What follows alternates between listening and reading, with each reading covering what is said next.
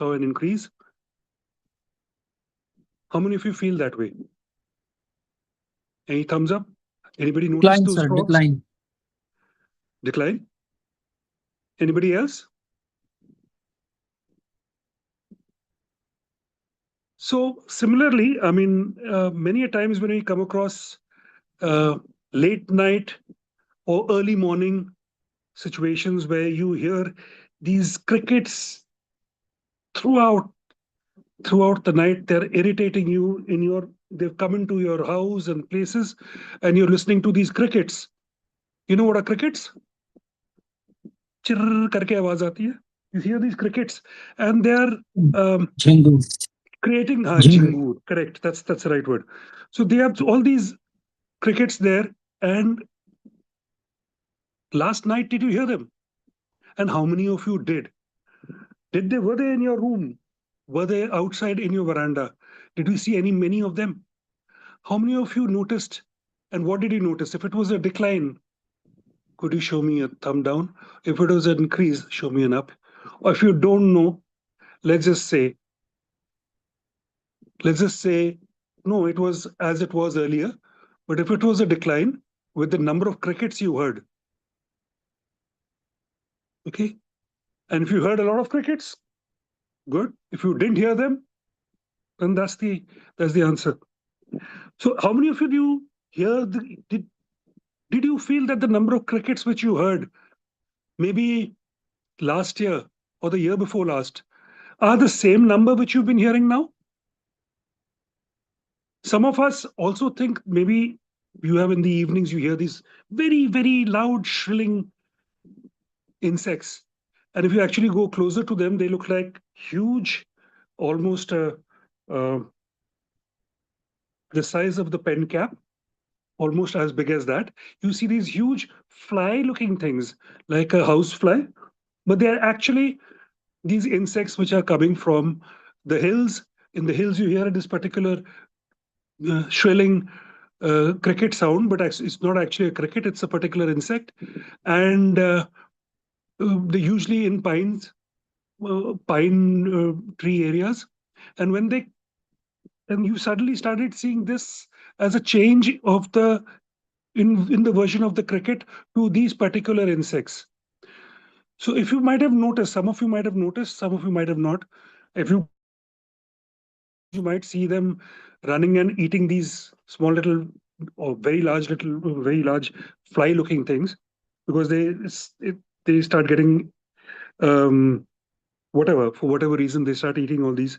So if you've noticed that there is a slight change, sometimes we realize that there is a slight change. The small little frogs which walk into you or get into a ground floor house, there's many of them, these small little ones hiding behind your cupboard or in the bathroom, and you're wondering how come they are there. So these kind of visuals were very common earlier, which maybe are not as common now. Why would something like this happen? Why would something like this happen? Why would a frog, such a common thing, why was it not visible as in yesterday night or day before night? As to how it was about 2 years back, you would see them all over the place. So, could we have the slides on, please? So, I would take you to a very small little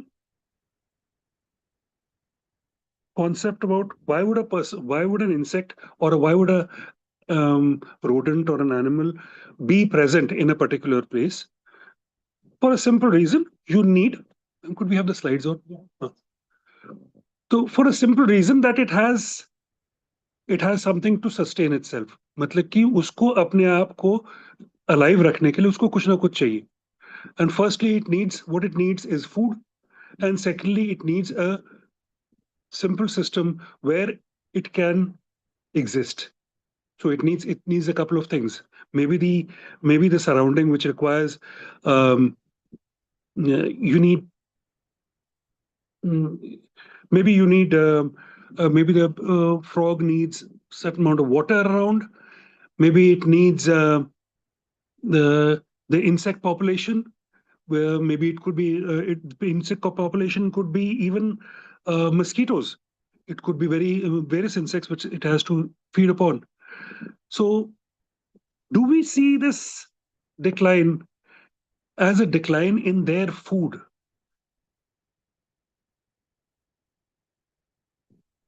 So, has their food been declined? Have they been deprived of their food? Let's look into what we have in hand. Okay. So let's consider what is a food chain. So if it is a frog, okay, if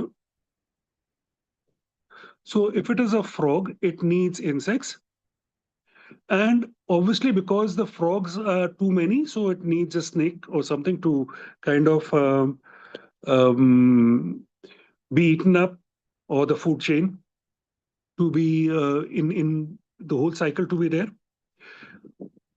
So food chain without the food itself, like as it says, food, without the food, it will not survive. Coming back to something like our the way we are cultivating our food, or the way we are keeping our households. So we all have something like a hit in your house. You have a hit in your house. Is that right? A piff paff hit spray, Yes, and sir. or you might have things like a Dettol soap, okay, um, or some kind of sanitizer, and it says 100%. Dettol is 100%. It removes all your germs, and your spray will ensure that there are no more insects around. Similarly, even in the fields, they say, okay, you have pesticides which you use to ensure that you are away from all the bugs. What is it that it is? What is it that is affecting your when you are using these insecticides? What is it? What is it doing? Let's look into it. What is it doing? Okay, it may be it. What is happening? It's killing insects of in a particular area. So if the insects are not there, um, will my uh, the small little chipkali in the house, what is it going to do? What is that chipkali in the house going to do if all the insects are missing? Maybe it doesn't have a job there. It might have to move elsewhere. It'll be outside in the veranda where you have incandescent bulb or something like that, where the insects will come, and that's where the lizard is going to get its food. So it might not be inside the house, but it might be outside. So similarly, if the frog does not have something to eat, the insects, so around your house you have put, suppose, a spray. You ensure that you don't have any insects in the house, you don't have any flies in the house, you got your Mortine for your mosquito repellent. So all these things, what is happening to all the insects? If the insects are missing, who is going to eat the insects? Who was supposed to eat the insects? That's where we're looking at the food chain. Could we have the next slide, please? Could we have the next slide, please? So looking at that, looking at what is a food chain, we kind of understand that without. Could you please see? Hello, please could you change the slide? Chair, please. Please change the slide.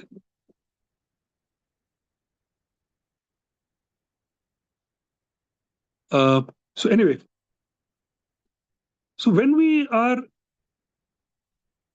looking at food chains, why am I talking about a food chain? Is because that's what's going to happen uh, later.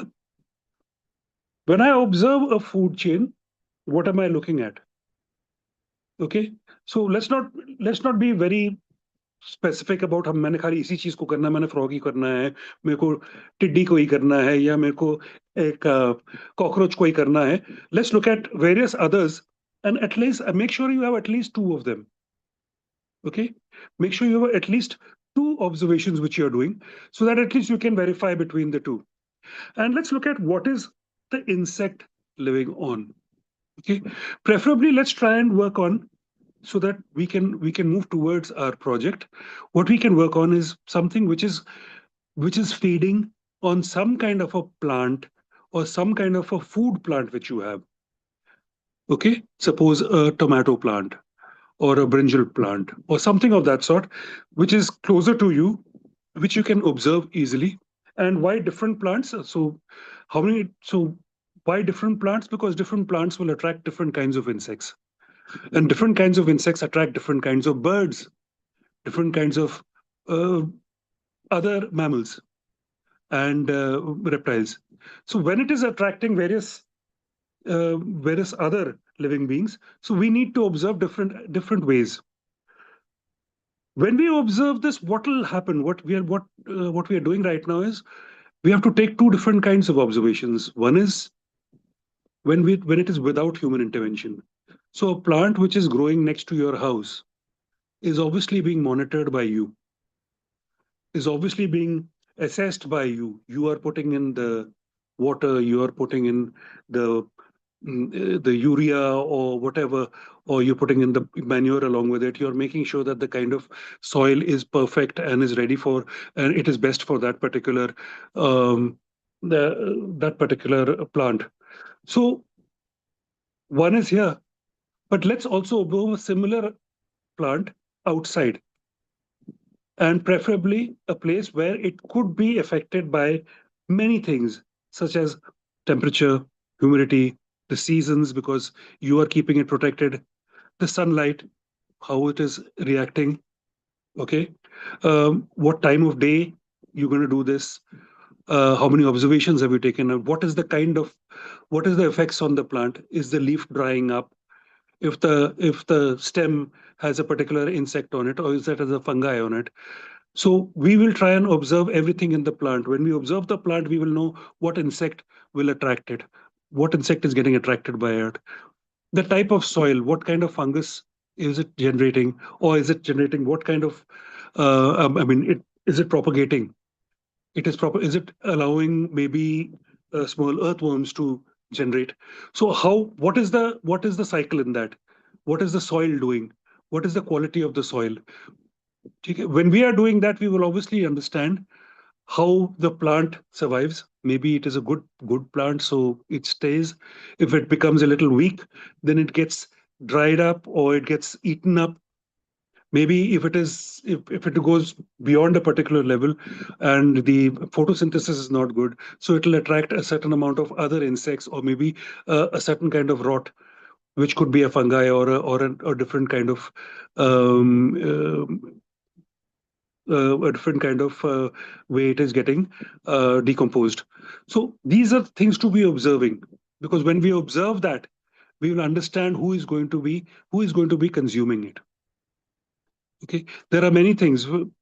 If we know that something, when it rots, it is taken up by bacteria. If it is taken up by fungi, when it is healthy, it is taken up by humans. When it is overripe, it is taken up by maybe flies and earthworms and your maggots. You see all these things. So when you have maggots, so that particular cycle we will have to see.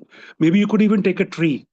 Maybe you could take a mango tree or a particular tree which is going to be fruiting shortly. So these are the ways we will be doing uh, observations. Next slide, please. Now, there's another way of looking at it, and that is with human intervention. And when I say with human intervention, that means study and observe its life cycle, habitat, and role within the school kitchen garden or surrounding ecosystem, wherever you can see it, where you can observe it. Suppose you might be doing something in Kaushal Bodh right now, if I'm not wrong, and you might be even working on the class 6 might be working on a biodiversity register. So that's a very interesting way of working on it.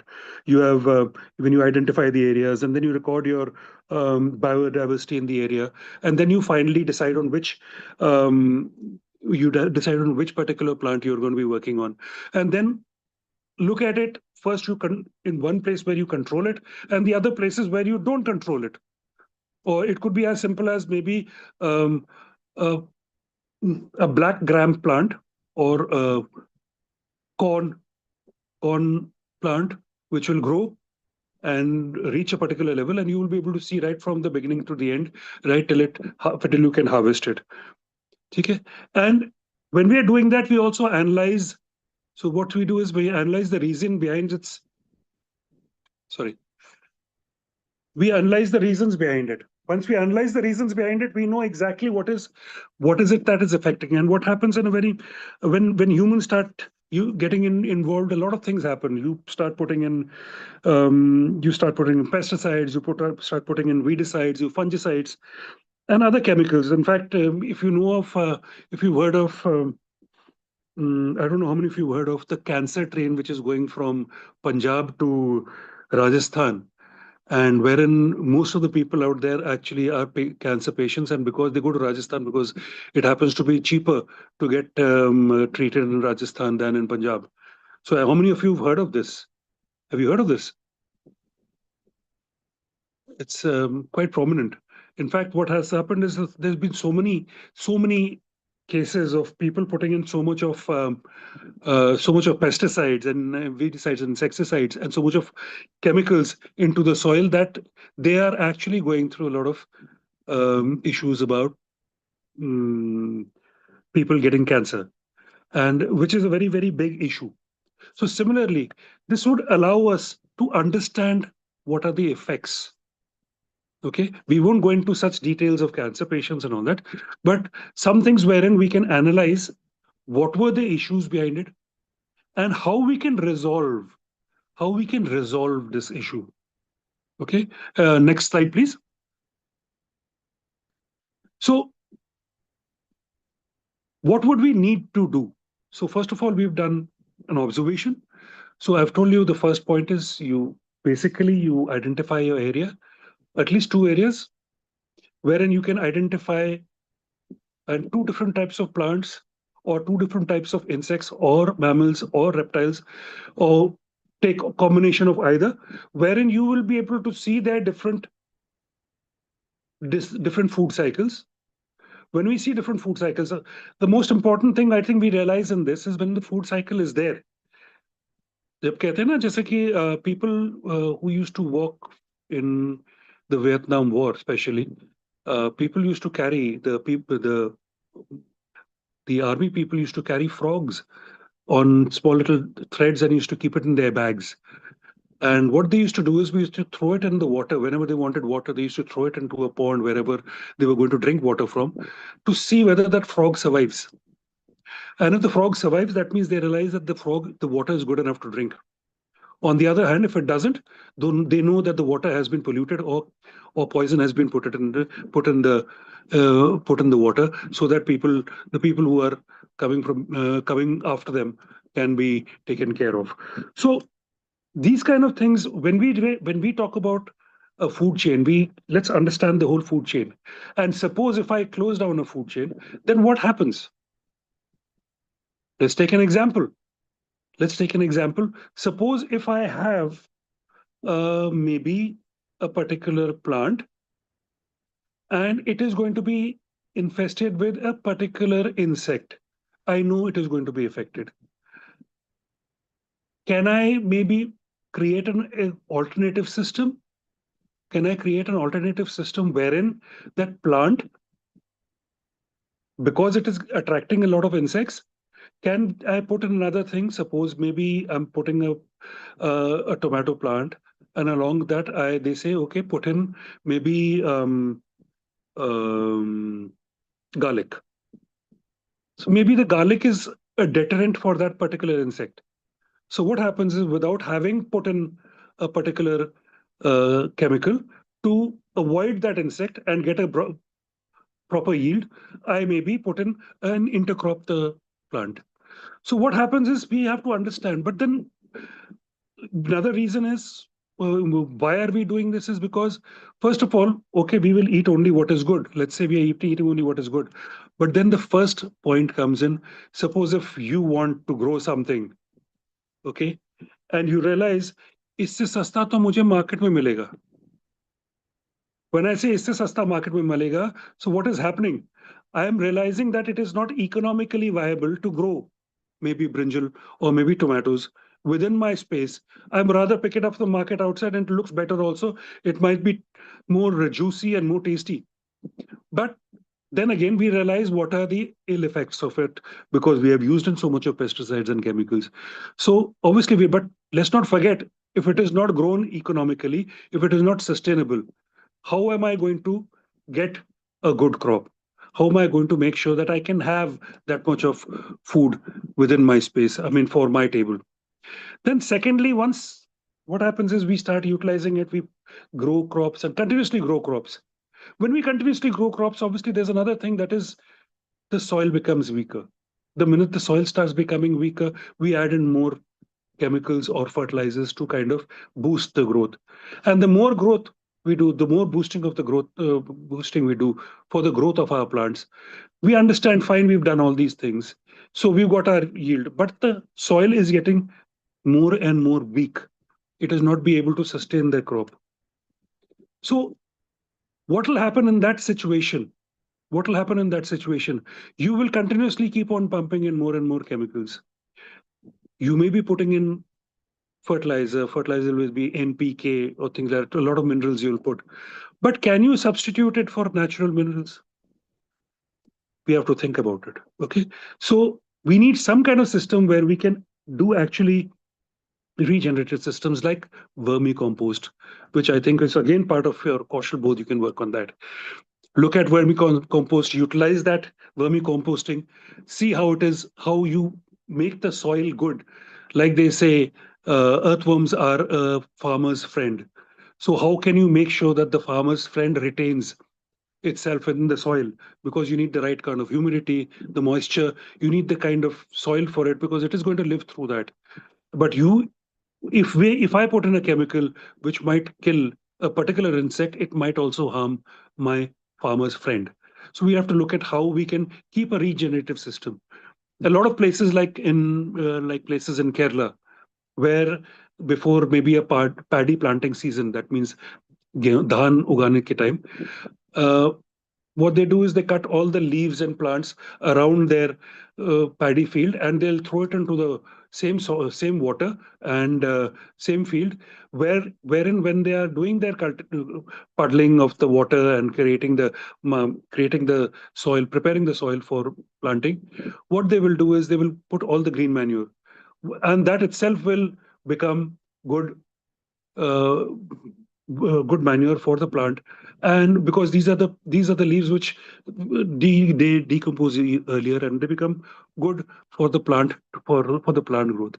And then finally we have to look at consider restoration of the biodiversity, keeping in mind that biodiversity is a very large concept wherein हमारे को क्या है कि हम हर एक चीज का ध्यान रखें. हम खाली यही ना देखें कि हमारे यहाँ गाय भी है, बकरी भी है, मुर्गी भी है, but many other things.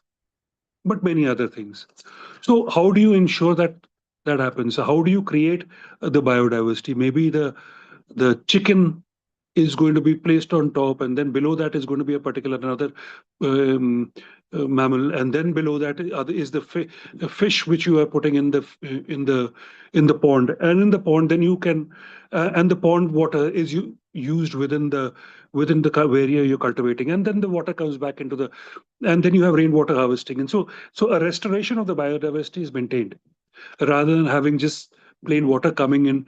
Maybe you say, okay, I put in RO water, but RO water has no minerals in it. So it might not be as effective as maybe rainwater. So these are the ways in which we can work on restoration of the biodiversity.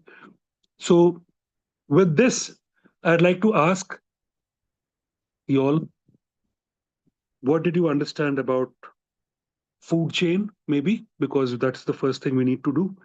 Uh, Anybody would like to explain food chain or something they came across and they'd like to explain? If you've done something in your class,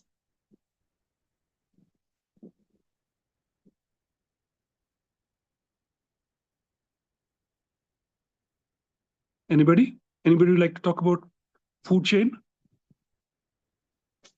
What do they understand by food chain?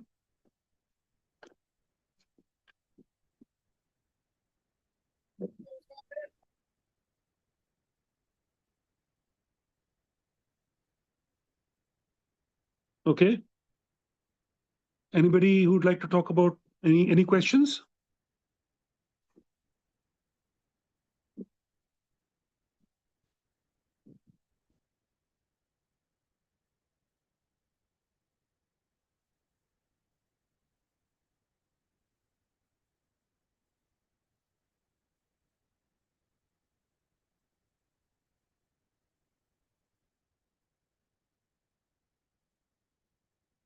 I think any of how many of you are working on Kaushal Bodh?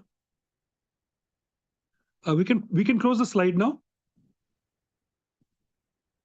How many of you are working on Kaushal Bodh? Great, great. And so classes, I think classes 6 are working on making a vermicompost and taking care of plant and maintenance and things like that, and how they are looking at harvest and procedures. While along with that, they're also looking at regarding of biodiversity and using. Hello, am I audible? Yes, sir. Great. Yes, sir. Okay. You're also talking about recording biodiversity in different areas, and we have also got. I think many of you all are doing your plant nurseries and understanding how the plant is growing. So I think we're already doing that, and also I think you all are doing developing a habitat garden. So these are quite interesting things. We can straight away connect with that, and it's there in your uh, any park within your space in within your school. You can take a park, you can take a small little biodiversity created biodiversity park, and from there you can correlate it with something which is outside. You can see what are the different kinds of different kind of you say weeds when we call them weeds. What are the weeds which are outside, which are not present inside, and बाबे तू sorry. Distance बना के रखना दूरी बिल्कुल नाल Yeah. लेके बाबे नाल बिल्कुल ऊपर जो अंदर ना डिस्टेंस बना के रखना बाबे तू सारा समझाना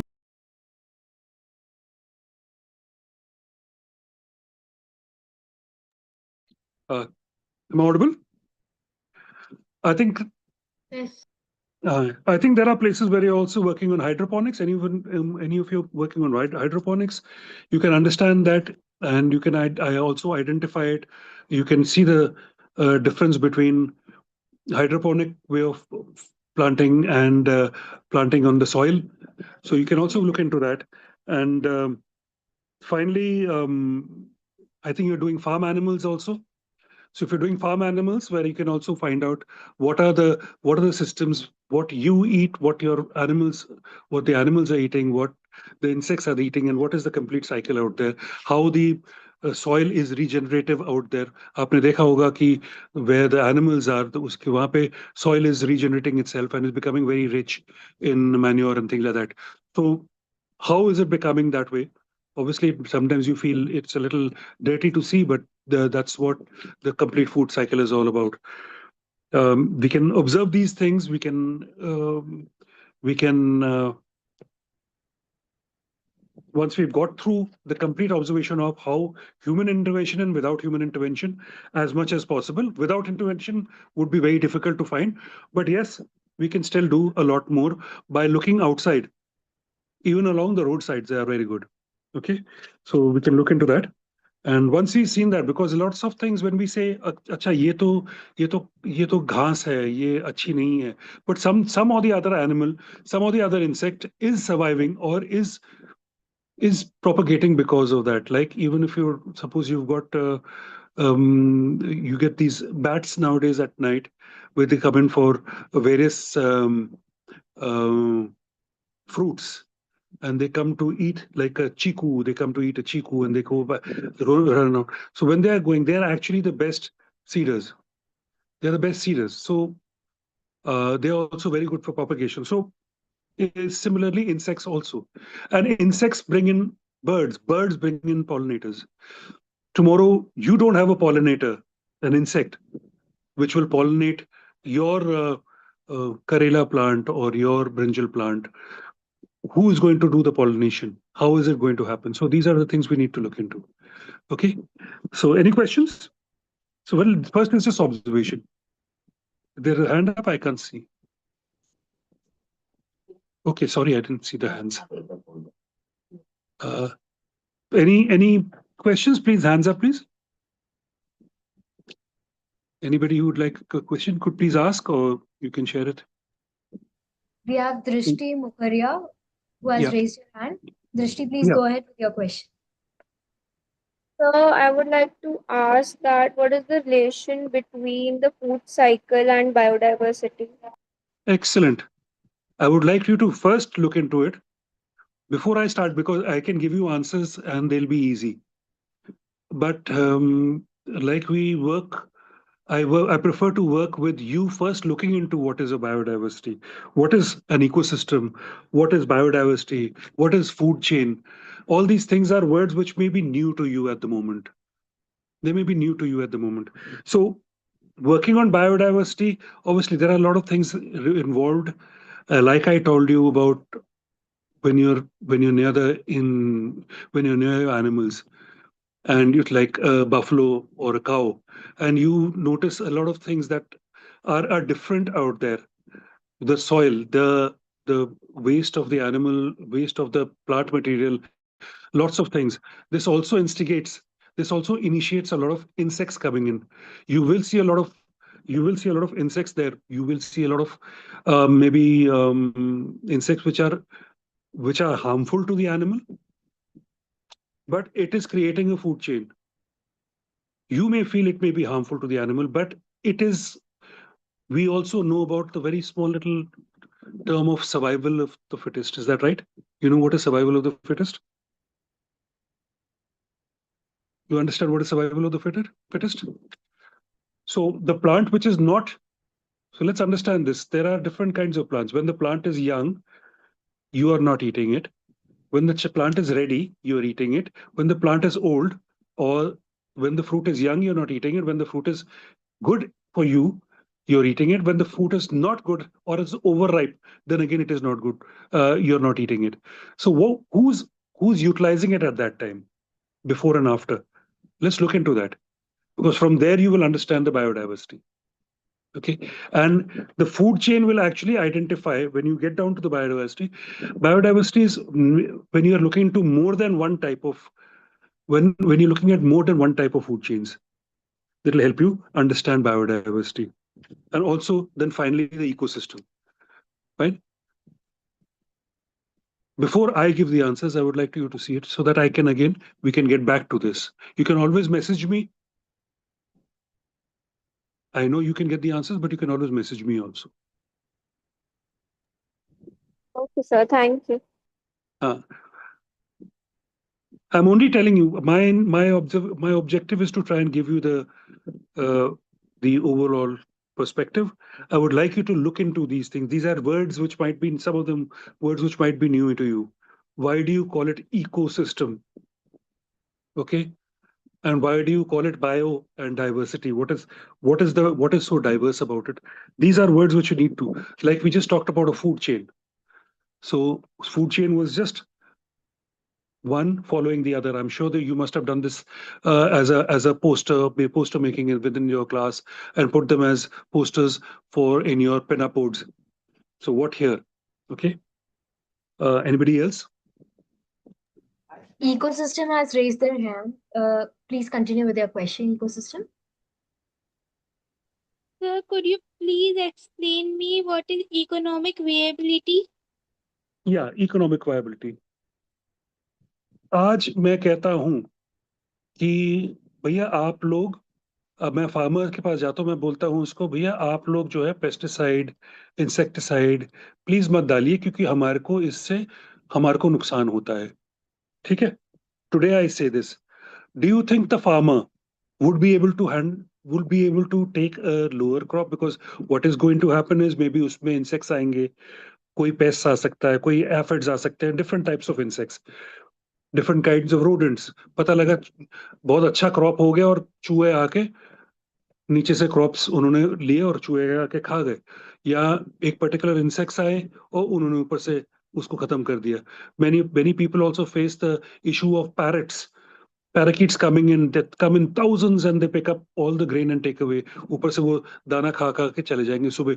तो आपका वो आदमी एक वहां पे लगा होता है, ही इज बीटिंग द बर्तन, एंड उसके बाद just to make sure that the parrots fly away, and then you put.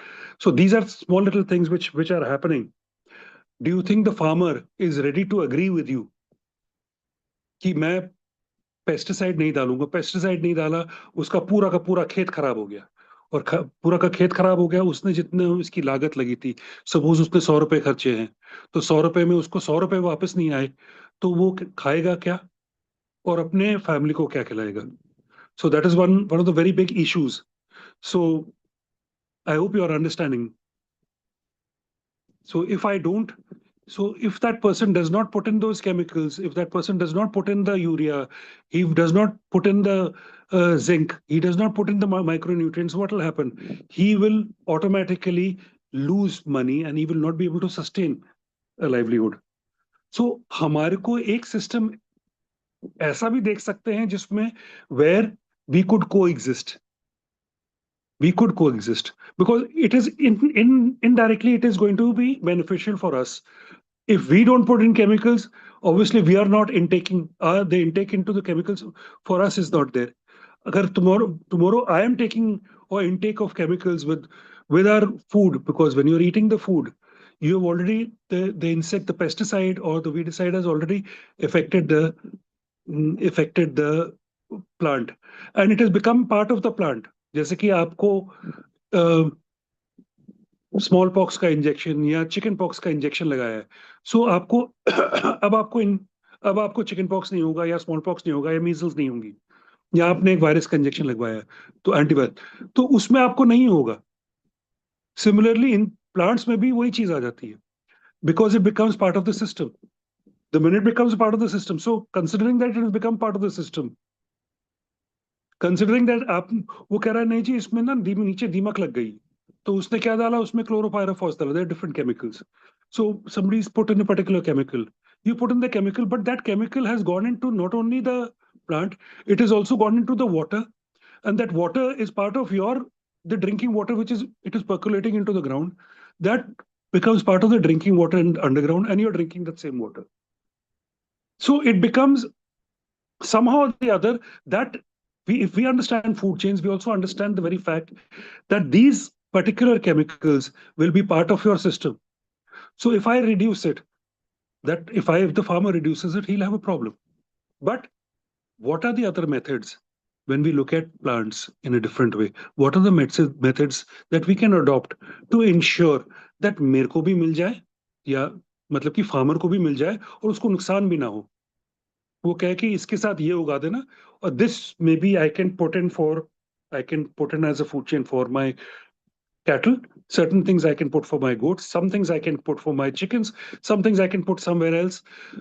ये उगेगा इसके साथ, क्योंकि ये दूसरी चीज को, वो उस पर्टिकुलर इंसेक्ट को ये अट्रैक्ट करेगा, इस पे आ जाएगा, उस पे नहीं जाएगा. जो चीज हमने खानी है उस पे नहीं जाएगा, ये दूसरी चीज पे चले जाएगा. So there are various ways of maybe trying to understand how we can make it more economically viable. आपको पैसे भी बने, नहीं तो फिर वो अगले दिन he or she, whoever is cultivating the crop, will not be able to sustain a living. तो हमारे को एक सिस्टम बनाना है, हमने सोचना है कि क्या हम सिस्टम, किस तरीके का सिस्टम बना सकते हैं. Like ma'am was speaking the other day and she explain, हम यहाँ पे बफलोज भी रखते हैं, एनिमल हस्बेंड्री भी करते हैं. It is very good for us because इसका फूड से एक तरीके से पूरा everybody is living together. When they are living together in harmony, तो किसी का चीज किसी के लिए काम आता है. तो उस चीज को समझ के we can create a good profitable solution. So what is the profitable solution is what we are looking at. Okay, so it says economic viability. मतलब कि ये ना हो कि जो हमने प्रोग्राम बनाया है उसमें पैसा नहीं, पूरा नुकसान ही नुकसान है, फिर कोई नहीं करेगा. जब कोई करेगा ही नहीं तो उसका फायदा क्या हुआ? So something which is going to be effective. Yeah. Any other questions? Nobody talked about regenerative systems. Thank you, sir. You're welcome. Anybody else? So there's a question in the chat box, and we have one participant's hand raised. Eco Okay. WRB. Please go ahead. Sir, can So, good. Well, if the humans are not there, how will it affect the food chain? Good. So basically, I am not saying that humans are not part of the food chain. What I'm trying to get at is, अगर a human thinks only for himself. और वो कहता है मैं insects भी नहीं चाहिए, मेरे को वीड्स भी नहीं चाहिए, मेरे को खाली अपना ग्रेन लेके जाना है, and I have to get a good crop, and that is my source of I have to buy my new car. If I do that, I can do this today and tomorrow. But effectively, what is going to happen? That is what is happening these days. Now, your crop, your soil can't seem to regenerate itself. The soil itself is become so weak because you have overproduced. जो जितना वो जो जो उसकी soil की जो strength थी, आपने उसको weaken कर दिया. Continuously, you are continuously creating more and more crops. You are feeding in nutrients, but then is that going to be the final answer? Is that going to be effective enough? Will you be able to get the right kind of and the right उसकी जो है उसमें पोषक जो है, the kind of nutrients that the plant is going to give you, is it going to be the correct nutrient? So that is very important for you to see. Yeah. Anybody else? Any other questions?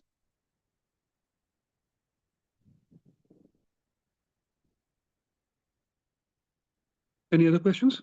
Was I clear for that? Was I clear enough? Yes, sir. Good. Any other questions? Yes, sir. Yes, please go ahead. Can restoration of biodiversity help in economic viability? I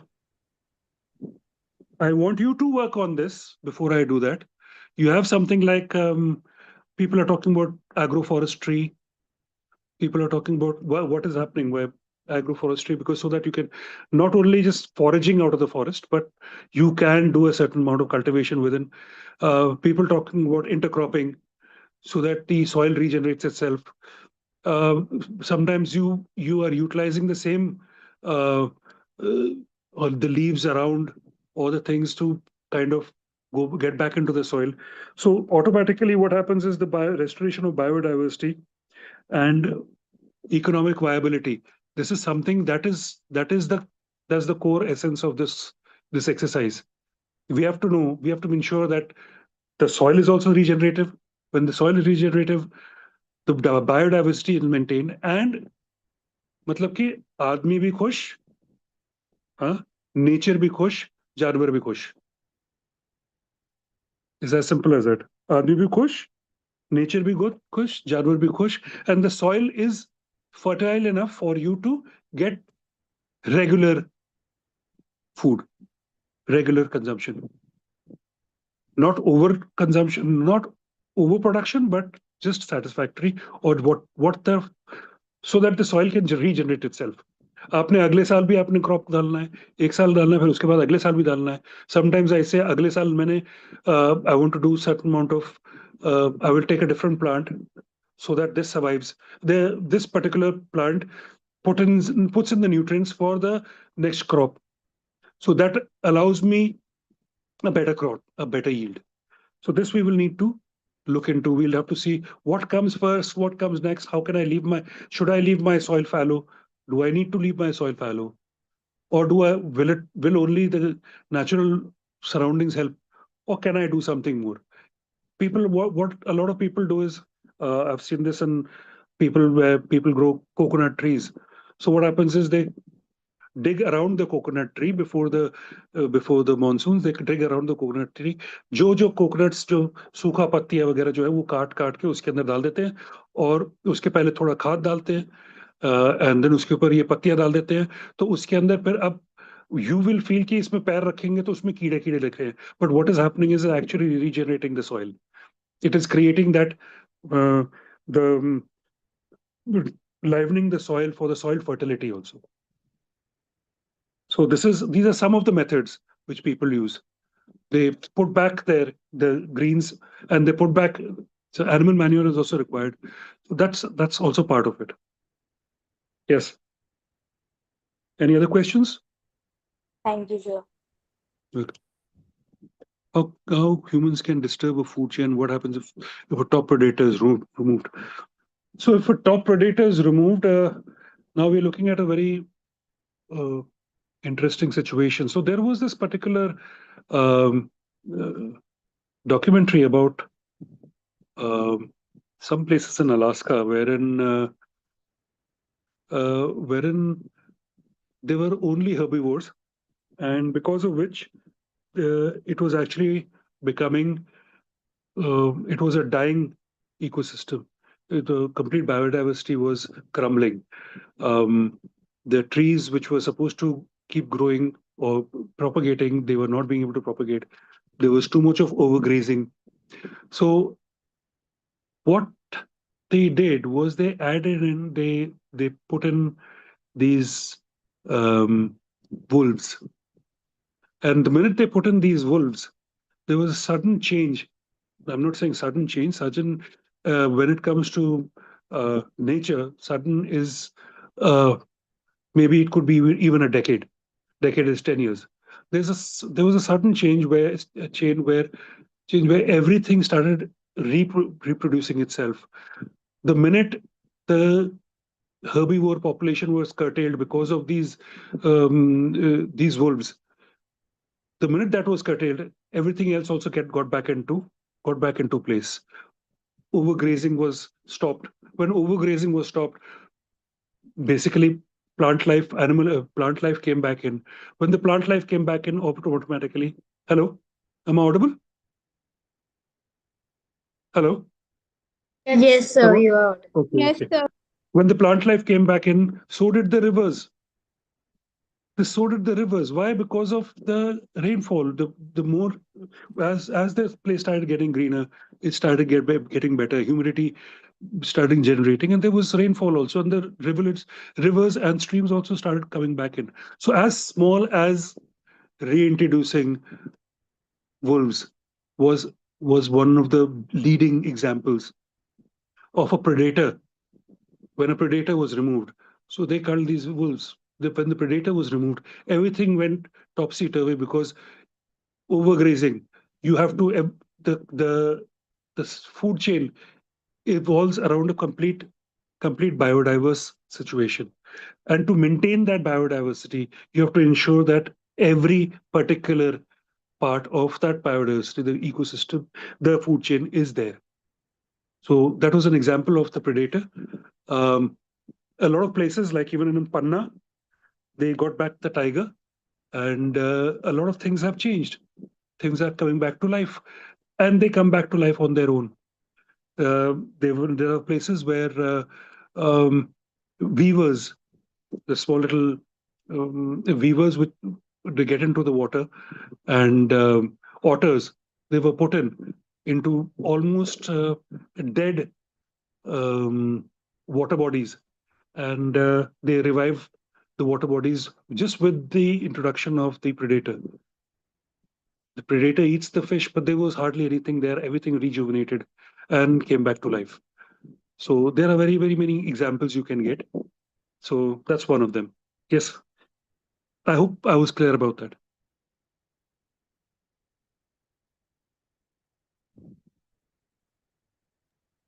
Sir, Any other your question? voice is not clear. I'm sorry. I think there is a slight problem in some connections. Am I clear right now? Yes, sir. Yes, Okay. sir. So anything else? You can always send in your requirements, your questions.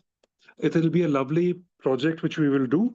You can actually, the best way would be to take some grow bags within your classroom, outside your classroom, put in some plants. This is a lovely time to sow some plants. Make sure you got the right kind of soil. Make sure you got your cocoa peats, and you got your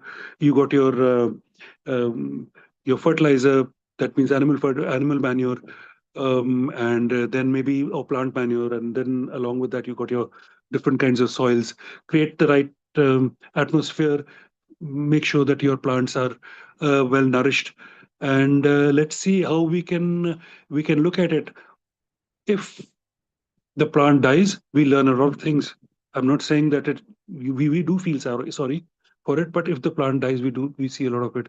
Maybe the plant has been eaten up by a cow. We still notice things, but let's try and keep them away.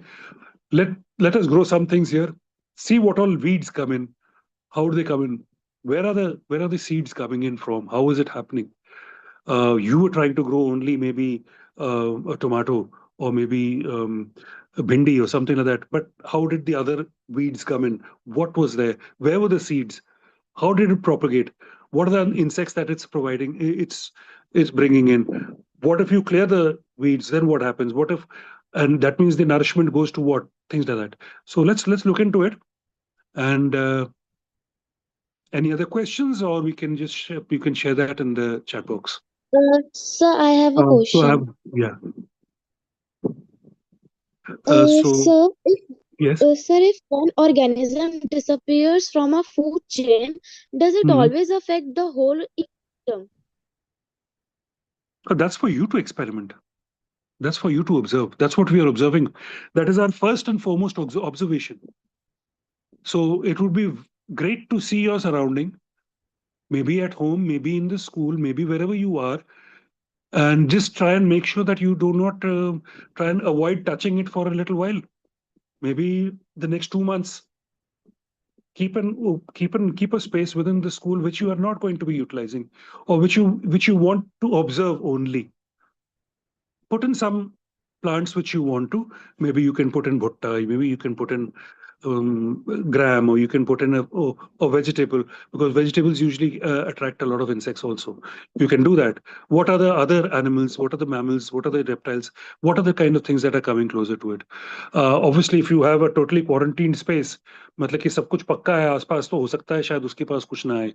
But if it is somewhere outside, it is somewhere more accessible to nature, then you will be able to see a lot more. You'll have a lot more observations.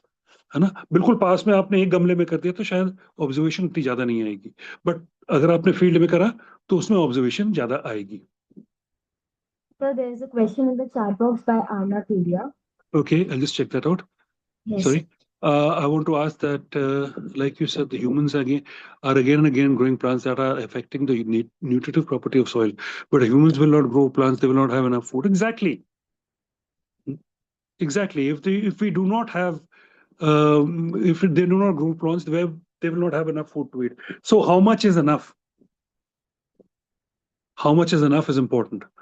How much can this particular you go for a run, you go for a marathon. Okay, let's take it this way. You go for a marathon, and you have taken up energies for a certain amount of distance.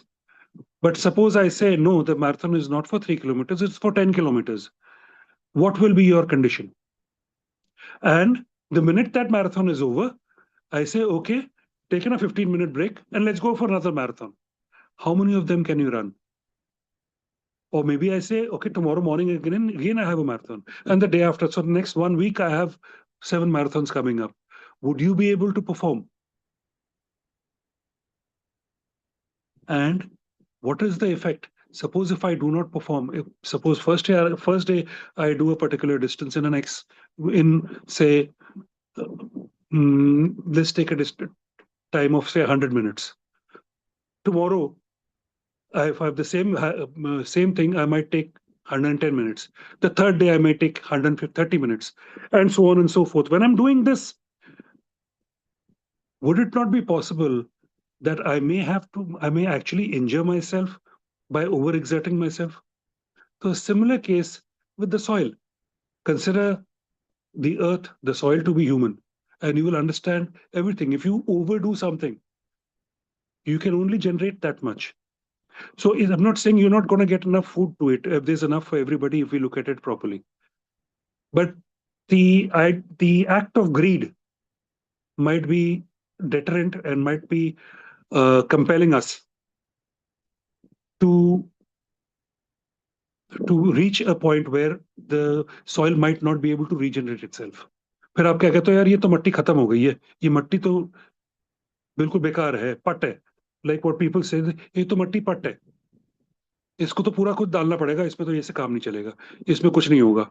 So when they say that is a very big sign that you have created a situation where the soil can no longer regenerate itself. and now you need to refertilize it. इसमें खाद डालो जी भाई, 10 trolley खाद डालो पहले, ये एक एकड़ में 5 ट्रॉली खाद डालो, उसके बाद ये डालो और वो डालो और पोटाश करो, और इसमें these kind of nutrients you add in, and then after that I will recultivate myself. But then you've already created that sign of death, or maybe the end of life for that particular soil. Yeah. So we have a lot of questions. So what are the roles of decomposers in a food chain? Yeah, why not? If there's no decomposer, because decomposer are usually insects and basically bacteria and fungi. So if they are not there, how are you going to handle the amount of waste? So if I would say that there are no more spiders on this earth, I'll leave this to you. If there are no more tomorrow, there are no spiders left on this earth, how much time would you have before you get a mound of insects up to your neck? Okay, because I think one of the greatest foragers are spiders. So there are a lot of what are the natural factors affecting biodiversity? Yes, this is what we will work on, and that is how we will work on regeneration of the soil. How will biodiversity affect and regenerate soil? That will also be very good. Can human intervention completely change the food chain or partially? That depends on the way we are working on it. If we overexert a particular area, a particular soil, you will realize that the complete area becomes lifeless. Okay, deserted. Okay, so human intervention, yes. Right now we are talking about human intervention because we know that we are exploiting it. Tomorrow, human intervention exploits every part of water. Almost 90% or 98% of Indians are having substandard water quality. Why? Because we've overused water. It could be water which is surface water, it could be underground water. We've already used it. We've already created all these systems wherein we've already contaminated all the water possible. So similarly, when the water is contaminated, obviously the soil gets contaminated, and so on and so forth. So how do you make sure that you revive it back? You ensure that if you ensure that the others can live, you will live. Like I gave the story of the frog, which was the frog, which was everybody's important life tool for the war in Vietnam. Everybody used to use that to ensure that the water that they are having is not contaminated. Yeah. So can we leave it at that? And so the next time when we are meeting, obviously the others will also be there. Okay. The next time when we are meeting, I'd like you to first look into the kind of food chain you're looking at. We're looking at some plants. We're looking at a particular food chain. Look at what is the insect, what are the animal, what are the rodent, or what was that particular thing that is now missing, which was there earlier and which is now missing. What was it that affected it? What was it that caused Have some questions in the chat its box. decline? Okay. What was it that caused its decline? There will be many effects. It could be, sometimes it could also be nature, it could be climate change in places. But what and how? Here we are looking at humans. Okay, we're trying to see whether we can make a change. The idea behind this is, can we make a change? Okay. So any other questions? Let's So we wind it have up for questions in chat box. Okay. Please go ahead. Anat Singh, please go ahead.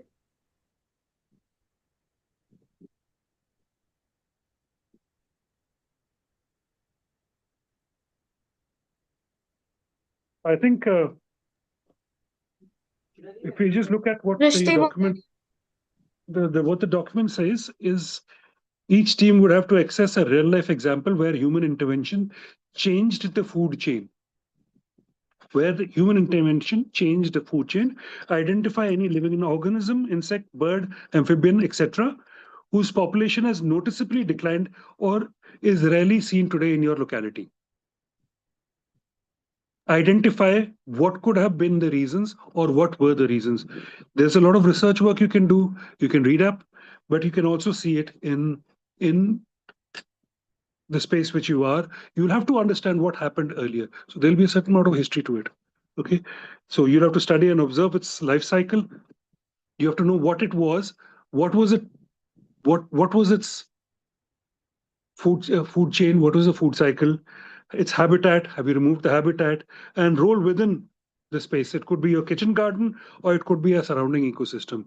It could also be somewhere where you could have a water body, small little water body, or a pool or a pond, and next to that there could be certain amount of plants or weeds or certain things which you would be utilizing, humans would be utilizing, but because of overutilization or because of a particular intervention of humans, that particular thing vanished. We'll have to look into that. Okay. So once you've identified your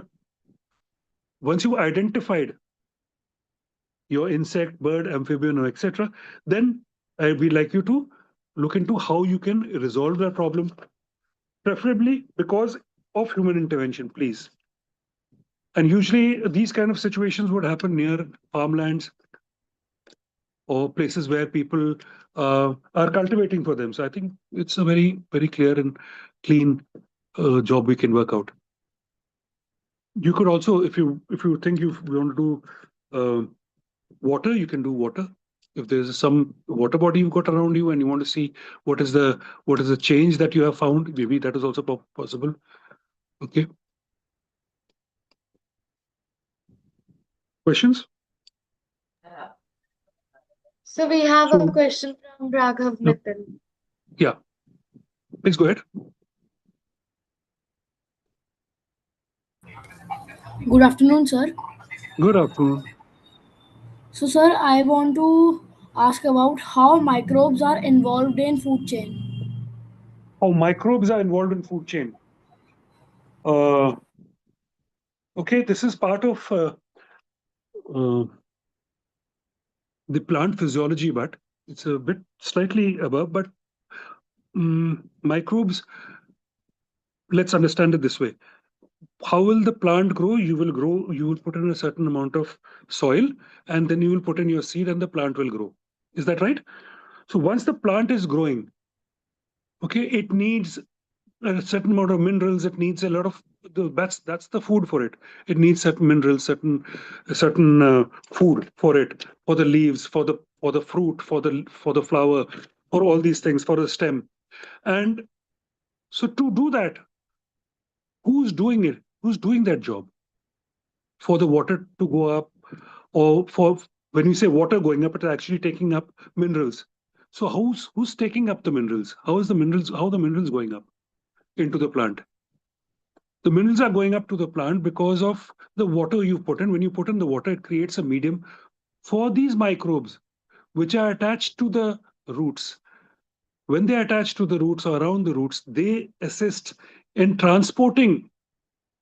When they do that, they are linking the minerals onto the roots, and that's how the plant physiology works, and that's how the minerals reach the different parts of the plant. So yes, without microbes, you would not be able to work. And how else will you be? How else would they connect it? So it's part of a complete system. Yeah, that's part of the plant's physiology. And that is very important. Without microbes, that's when they say कि ये जमीन में कुछ नहीं है जी. Where are the microbes? It is in the gobar ki khad, which is there. It is in the vermicompost. Why do they say that? Because it's already been created in such a way, the soil is rich enough in microbes, in the kind of nutrients that are required. So microbes. Any other question which you'd like to say? Was it understood? So we have Eco Chronicles Dakshita Joshi. Yeah, go ahead.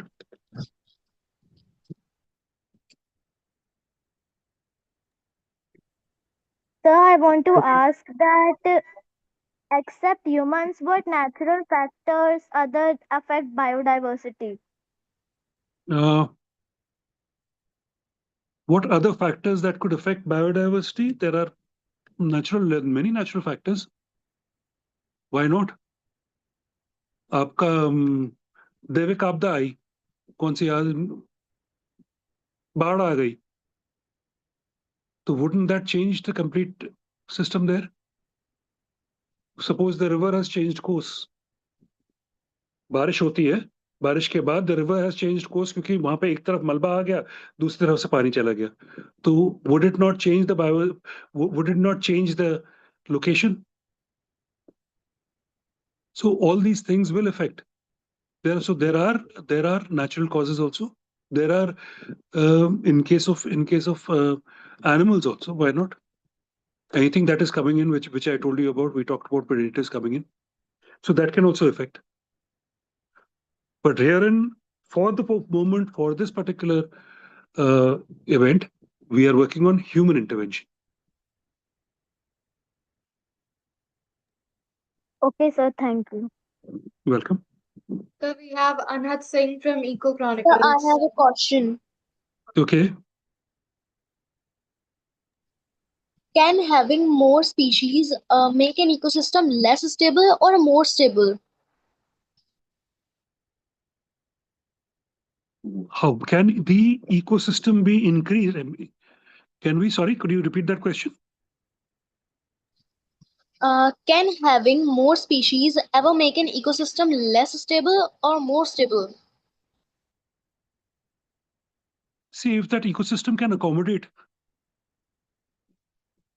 एक system पूरा बना हुआ है, if it can accommodate more, then it is more diverse. If that system works, if the food chain works, if the ecosystem works, then why not? But depends on whether one is foraging on the other. How else would they couldn't be running parallel? If they're running parallel, it is not part of the system. Depending on the type of ecosystem. Yeah. Okay, sir.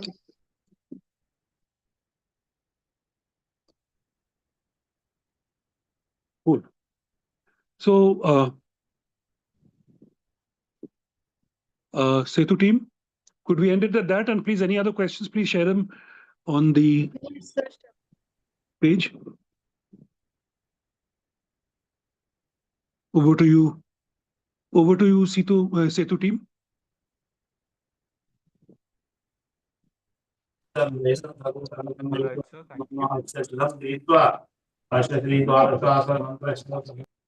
Hello. Yes, sir. Thank you so much. Thank you so much, sir, for guiding us through the process and helping us understand how to take our observations forward into meaningful project work. I hope everyone now has a clear idea of what to observe, what to investigate, and how to begin developing your project. We look forward to seeing these observations turn into thoughtful solutions in the sessions ahead. Thank you, everyone, for joining us. Thank you.